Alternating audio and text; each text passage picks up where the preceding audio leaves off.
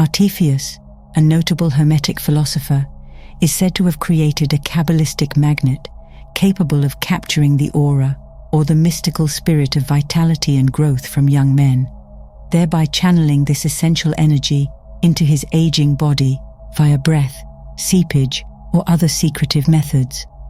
Though this notion appears far-fetched, it might hold some merit if considered with empathy. The Rosicrucians, known for guarding their mysteries zealously, often communicated through riddles and allegories. They embraced a principle from an early Christian Gnostic member: learn to know all, but keep thyself unknown. Humanity grapples with profound mysteries about existence and fate, questioning the continuity of life after death, the independence of mind and thought from the physical body, and the potential for untapped human faculties and how to activate them.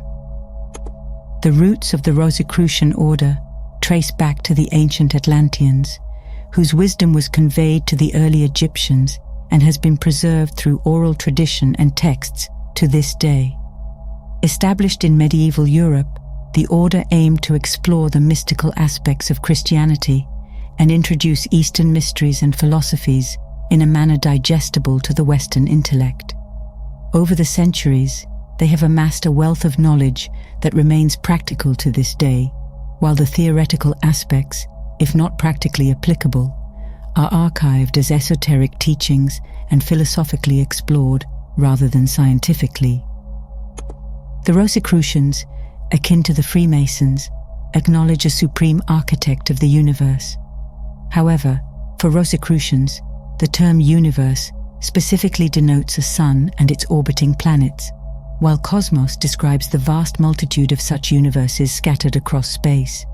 They believe in a supreme architect or an absolute consciousness that governs all these realms. This supreme entity does not dispense favors upon request, but has endowed humans with innate abilities and powers to navigate challenges posed by their own ignorance.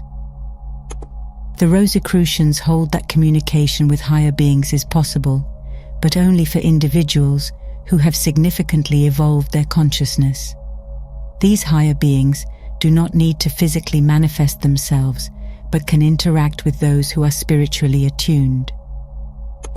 Space is teeming with entities of varying levels of consciousness, some incarnate and some not. True Rosicrucians understand that these entities are willing to assist humanity, whether they are in physical form or not. All humans possess the potential to elevate their consciousness and engage with these higher entities, with the extent of such interaction depending on the development of their consciousness. They describe the functioning of the mind through three facets: the objective mind, the subjective mind, and the superconscious mind. The objective mind operates our voluntary actions and interfaces through the cerebral spinal nervous system, managing our thoughts, perceptions, and memories. Conversely, the subjective mind, operating through the sympathetic nervous system, governs our involuntary actions and is linked to our emotions, intuitions, and unconscious desires. The superconscious mind represents the highest state of consciousness, acting as the conduit between the objective and subjective minds, and is key to our spiritual experiences, creativity, and inner guidance. These three aspects of the mind are thought to reside in distinct brain regions: the objective mind in the cerebrum, the subjective mind in the cerebellum, and the superconscious mind in the medulla oblongata. The cerebrum handles awareness of the present, the cerebellum connects with past experiences, and the medulla oblongata integrates past, present, and future perceptions.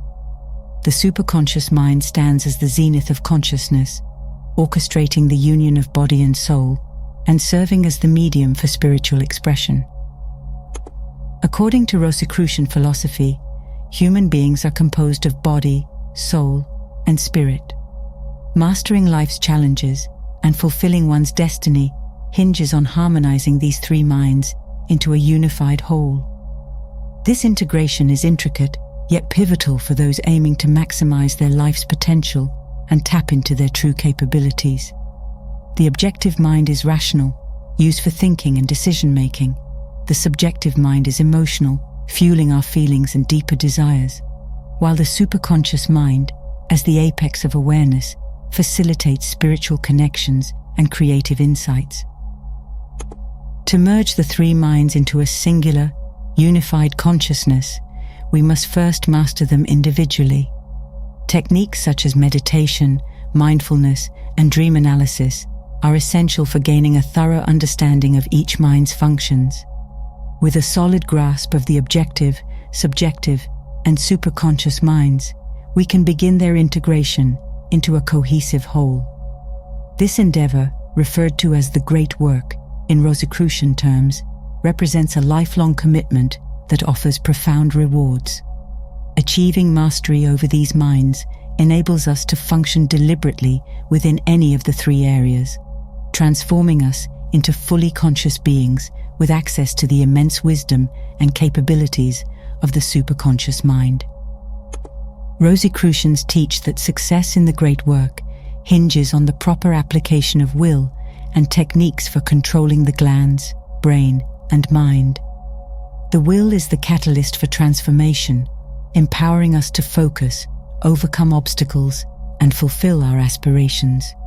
The glands are crucial for our physical, emotional, and mental health.